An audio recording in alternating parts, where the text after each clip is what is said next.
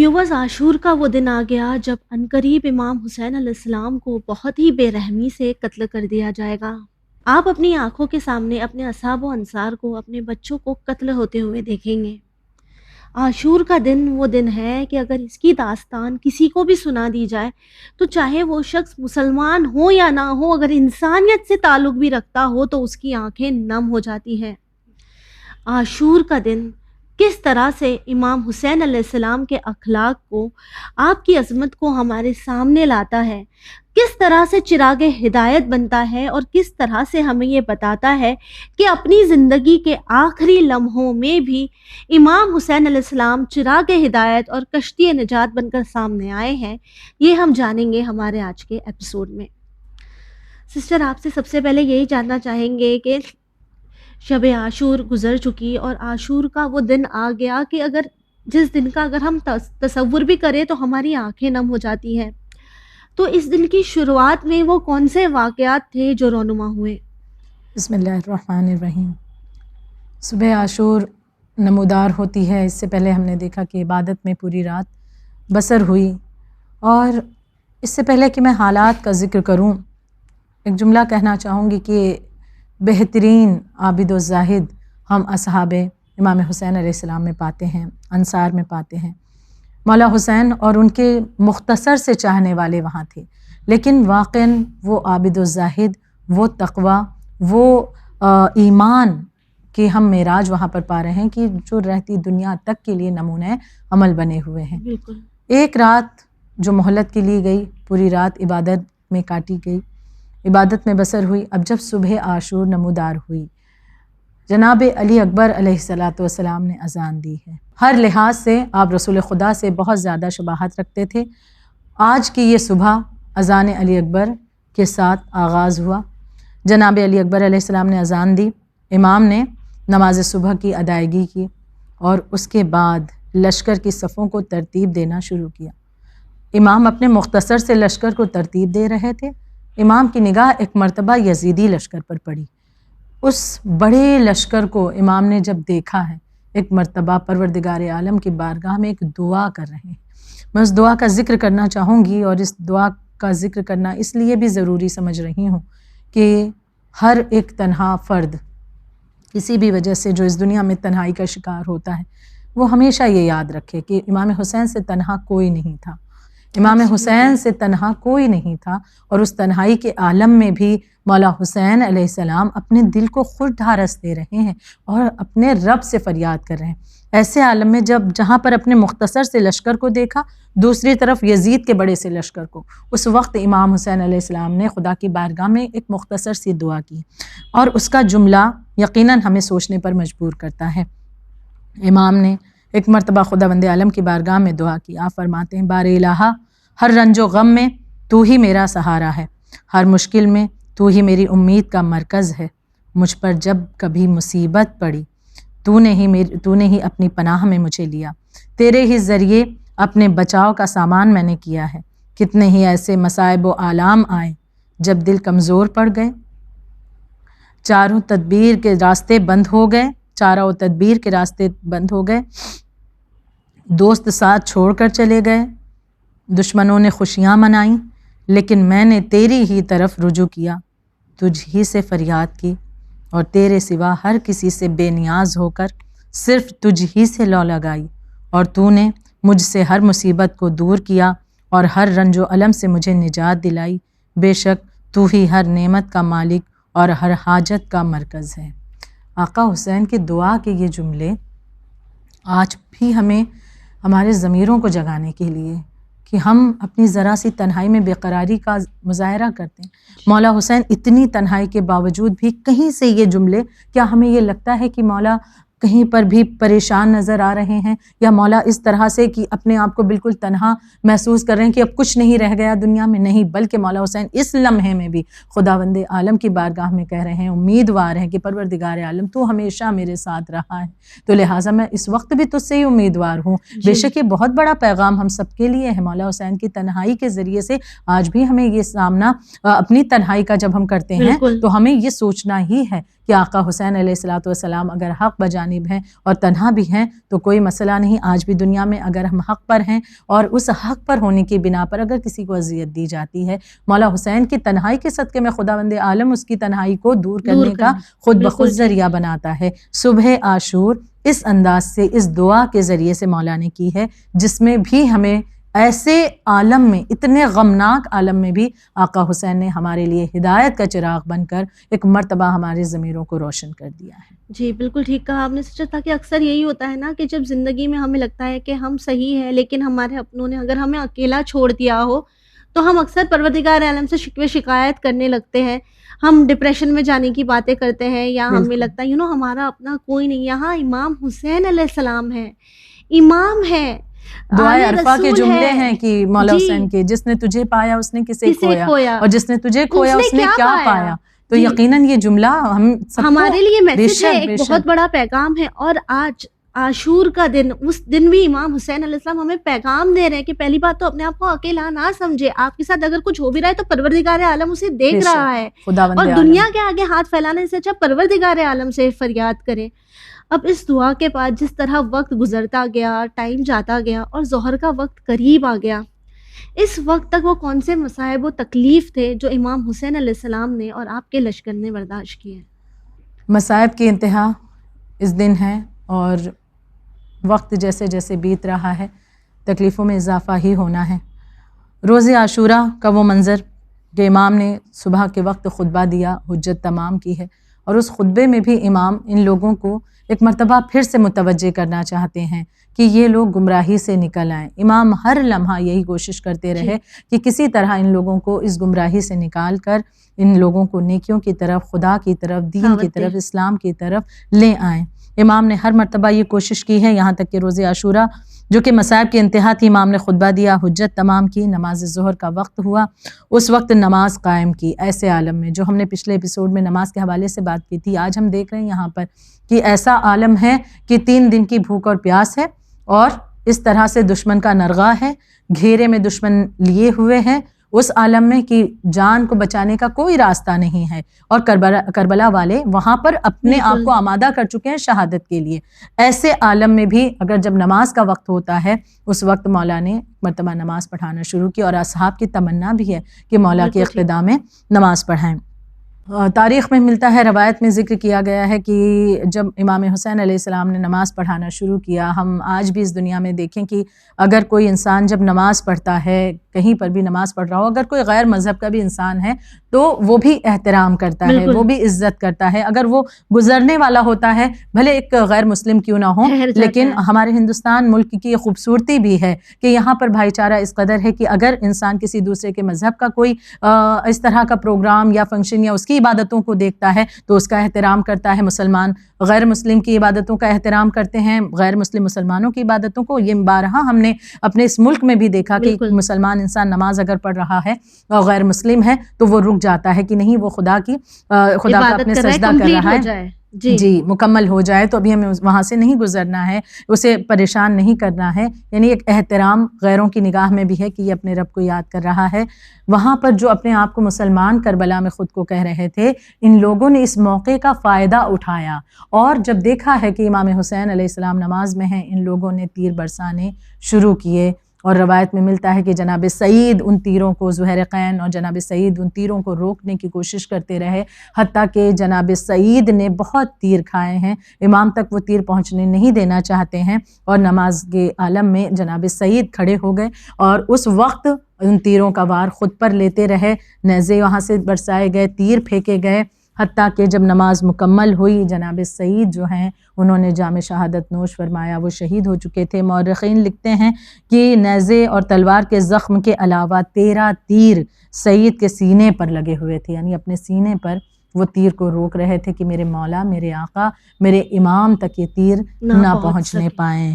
اور اس عالم میں اس نماز کو مکمل کیا ہے امام نے، یہاں تک کہ پھر امام وقت جیسے جیسے بیتتا رہا، کبھی اصحاب کے جنازے، کبھی انصار کے جنازے، بھائی کا جنازہ، بھتیجے کی میت، بھانجے کی لاش اٹھا کر لائے ہیں.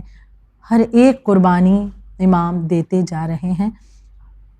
حد یہ ہو گئی کہ جو صغیر سن تھا، جو 6 ماہ کا بچہ، 6 ماہ علی اصغر علیہ الصلوۃ والسلام، جس بچے نے ابھی بولنا بھی سیکھا نہیں تھا، اس بچے کو بھی ایک باپ کے ہاتھوں میں اس طرح سے شہید کر دیا گیا، جسے آج بھی غیر مسلم افراد اس روایت کو سن کر کے تڑپ اٹھتے ہیں۔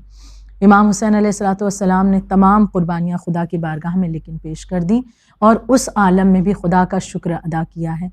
ہم بہت بے قراری سے اس بات کو دیکھتے ہیں کہ واقعاً کہ جہاں پر انسان کے لیے صبر کرنا مشکل ہے، وہاں پر مولا نے شکر کر کے دکھا دیا ہے کہ خدا کی رضا کے لیے اگر ان تمام مصائب کو حسین کو برداشت کرنا پڑے تو وہ برداشت کرتا ہوا خدا کی خوشنودی کو حاصل کرے گا اور شکر کرتا ہوا ہی نظر آئے گا۔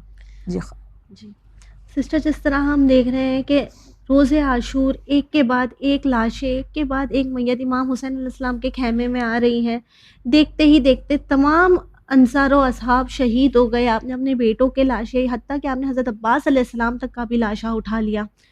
اب یہ تمام چیزیں ہونے کے بعد بھی، اتنی ساری قربانیاں، شہادتوں کو برداشت کرنے کے بعد، امام حسین علیہ السلام نے حجت کس طرح تمام کی ہوگی؟ آخری وقت امام حسین علیہ السلام کا کہ جب اب اصحاب و انصار میں سے کوئی باقی نہ رہا، 30,000 کا لشکر امام کے مقابلے میں بھیجا گیا۔ جو انسان لاشوں پر لاشیں اتنے اٹھا چکا ہو، جس نے یہ جملہ کہا ہو کہ میری کمر جھک گئی، جس کی آنکھوں کا نور جاتا رہا ہو، لیکن وہ شخص ایسے عالم میں بھی جب دل ٹوٹا ہوا ہے، جسم کی قوت جاتی رہی ہے اور وقت سے پہلے ضعیفی آن پڑی ہے، ایسے عالم میں بھی مولا حسین علیہ الصلوۃ والسلام نے حجت تمام کی ہے۔ لیکن ادھر سے لشکر یزید نے اپنی بے وفائی کا پوری طرح سے اظہار کر دیا۔ مولا کے مقابلے میں 30,000 کا لشکر تیار کیا گیا۔ امام نے اپنے خطبے میں اپنا تعارف بھی کرایا، اپنے گھرانے کا تعارف کرایا کہ آخری مرتبہ پھر سے انہیں یاد دلا دوں کہ میں کس گھرانے سے تعلق رکھتا ہوں، میرے والدین کون ہیں، لیکن اور پھر ان یزیدیوں کی مذمت بھی کی، لیکن ان تمام باتوں کا ان کے دلوں پر اثر نہیں ہوا، کیونکہ وہ ایک بہت بڑا ریزن، بہت بڑی وجہ کہ ان کے جو شکم تھے حرام سے پر ہو چکے تھے، جس کی وجہ سے حق کو پہچاننے کی صلاحیت ختم ہو چکی تھی۔ کسی بھی بات کا ان لوگوں پر اثر نہیں ہوا۔ امام تنہا امام کو سمجھ کر ان لوگوں نے پوری طرح سے ارادہ بنا لیا ہے کہ اب ان کا کوئی اپنا باقی نہیں بچا، لہٰذا چاروں طرف سے امام پر ٹوٹ پڑو۔ یہاں پر ایک بات جو ہے قابل غور ہے کہ مولا حسین تنہا ضرور ہو گئے تھے لیکن مجبور نہیں۔ کبھی بھی یہ خیال کسی غیر کے دل میں یا کوئی نیا سننے والا ہو، کیونکہ الحمدللہ شیعان حیدر کرار کا اس بات پر محکم عقیدہ ہے کہ مولا حسین اگر چاہتے کربلا کی بساط پلٹ سکتے تھے، اکیلے ہی کافی تھے یقیناً، اور وہ شجاعت، وہ دلیری آقا حسین علیہ الصلوۃ والسلام کے بازوؤں میں تھی۔ آپ کہ ایک حکم کا ہی انتظار تھا کہ یہ تمام معاملات کہ اللہ نے جہاں پر یہ انتظام کیا ہے کہ فرشتے ملائکہ آپ کے لیے موجود تھے کہ اگر آپ ایک حکم دے دیں تو وہ آپ کی طرف سے جنگ کرنے کے لیے آمادہ ہوں، تو مولا حسین علیہ الصلوۃ والسلام مجبور نہیں تھے، بلکہ آپ یہاں پر بس پروردگار عالم کی رضا کے لیے، امتحان کے لیے آمادہ تھے، اور تنہا بھلے تھے لیکن مجبور نہیں۔ یہاں پر میں ایک واقعے کا ذکر کرنا چاہوں گی کہ امام کی مدد کے لیے وہاں پر جو جنات آئے، امام نے انہیں بھی منع کیا، کسی اور نے ملائکہ میں سے آنے کی اگر عرض ظاہر کی، امام نے انہیں بھی منع کیا ہے، لیکن امام لوگوں سے، انسانوں کو پکار کر یہ کہہ رہے تھے کوئی ہے جو میری مدد کو آئے، حل من ناصر ینصرنا کی صدا امام نے بلند کی تھی۔ یہ امام صدا اپنے لیے نہیں دے رہے تھے کہ کوئی میری مدد کی، دراصل اس کے ذریعے امام ایک مرتبہ پھر سے جہنم سے جنت کی طرف لوگوں کو لانا چاہتے تھے کہ میری مدد، آخری کوشش امام کی صدا کے ذریعے سے تھی۔ یہاں پر ایک واقعے کا ذکر کرنا چاہوں گی جو کہ کتاب ریاض القدس کے جلد دوم دوسری جلد میں صفحہ نمبر 261 پر موجود ہے۔ ایک درویش کا واقعہ پایا جاتا ہے کہ ایک درویش تھا جو اس ارادے سے کہ اسے نجف اشرف جانا ہے، اس ارادے سے وہ چلا ہے، اور یہ کربلا سے ہوتا ہوا گزرا۔ جب کربلا سے ہوتا ہوا گزرا تو وہاں پر اسے کچھ آواز سنائی دی۔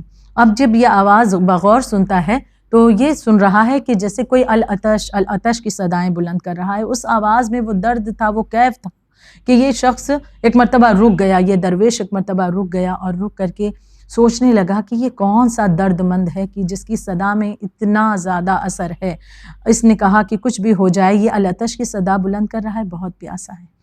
میں بھلے پیاسا رہ جاؤں لیکن اسے میں سیراب کروں گا۔ اس نے اپنا کشکول لیا، درویش ہے، کشکول اس کے پاس موجود ہے، اس میں اس نے پانی بھرا اور اس آواز کے پیچھے یہ چلتا ہوا پہنچا اور یہ مقتل تک آ گیا۔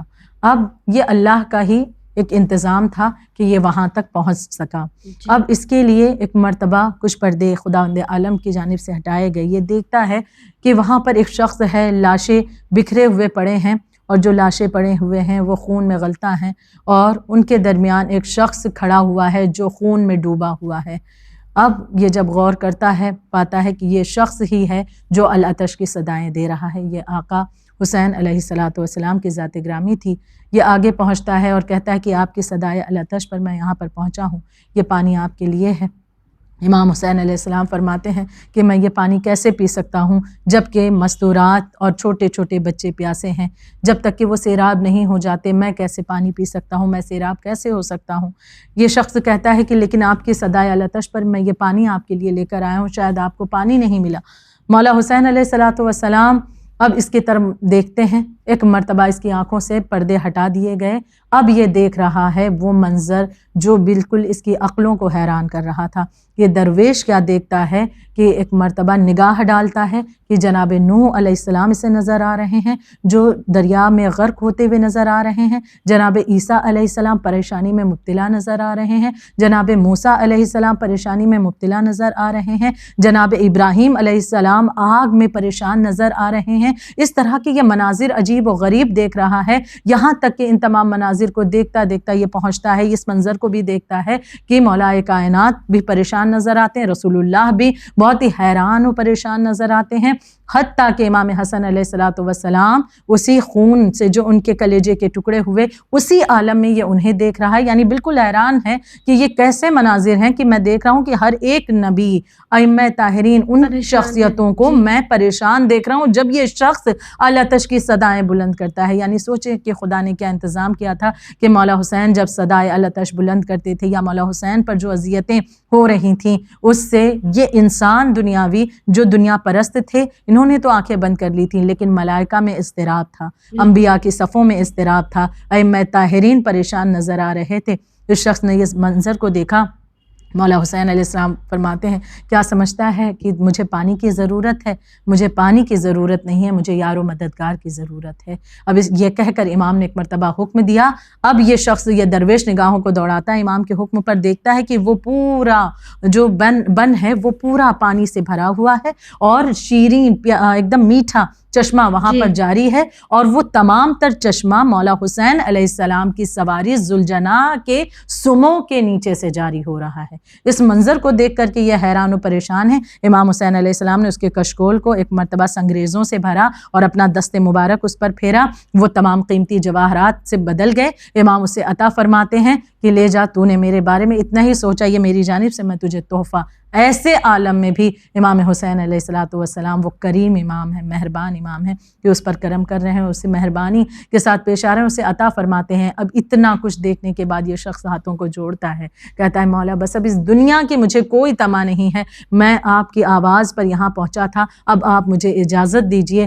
کہ میں تہ تیغ اپنی گردن کو رکھ دوں اور آپ کی بارگاہ میں، آپ کی محبت میں سرخرو ہو جاؤں خدا کی بارگاہ میں۔ اور یہ پھر شخص اپنی گردن کو تہ تیغ رکھتا ہے۔ یعنی یہاں پر امام نے اس واقعے کے ذریعے دیکھیں ہمیں پیغام بھی مل گیا کہ امام کو وہاں پر یار و مددگار کی اس لیے ضرورت تھی تاکہ اس یار و مددگار کو بھی امام اپنے ساتھ جنت میں لے جا سکیں اور دنیا کی ان تمام برائیوں سے، غفلتوں سے، جہنم سے اسے محفوظ کر سکیں۔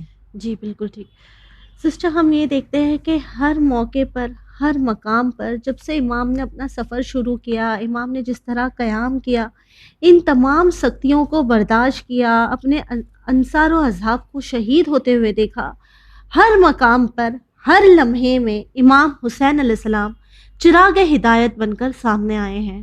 ہمارے اس پروگرام کے اس آخری سوال میں ہم آپ سے یہی جاننا چاہیں گے کہ ہمارے ویورز کو ان تمام واقعات کے ذریعے کیا پیغام ملتا ہے اور کس طرح امام حسین علیہ السلام ہی وہ چراغ ہدایت ہے جو ہماری زندگی کو ایک بار پھر ہدایت سے بھر سکتے ہیں، ہماری زندگی کو اندھیروں سے نکال سکتے ہیں۔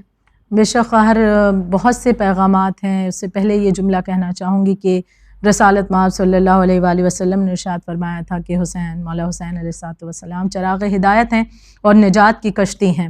اور یہ واقعہ جیسے کہ ہم نے پہلے ہی ایپیسوڈ میں اس کے متعلق بات کی تھی کہ شاید یہ حدیث امام کی رسول اللہ کی زندگی تک لوگوں کو اتنی سمجھ نہیں آئی، لیکن بعد کربلا اس کی بالکل وضاحت ہو چکی تھی، کیونکہ کربلا کے یہ 10 دن امام حسین علیہ الصلوۃ والسلام نے وہ پیغام نشر کیا. یوں تو ہم دیکھیں تو مولا حسین کی ذات گرامی میں اگر خدا نہ کرے، علماء بھی بیان فرماتے ہیں کہ اگر یہ 10 دن بھی نہ ہوتے، کربلا نہ بھی ہوتی، تب بھی مولا حسین علیہ الصلوۃ والسلام کی ذات گرامی اتنی کمپلیٹ تھی اور اس میں دیگر ائمہ کی مانند بہت سے پیغامات موجود تھے. لیکن یہ قربانی کی وجہ سے اور زیادہ امام کا پیغام زمانے کے سامنے اور زیادہ عام ہوا اور بآسانی لوگوں تک پہنچ سکا. لیکن اس کے لیے امام کی یہ قربانی کہ امام نے اپنے وجود کو پیش کر کے خدا کی بارگاہ ہمیں اور لوگوں کے لیے ہدایت کی راہ کو آسان کر دیا. ایک روشن چراغ بن کر کے ہدایت کے راستے پر آپ نظر آتے ہیں کہ جس کے ذریعے سے ہمیں ہدایت کا راستہ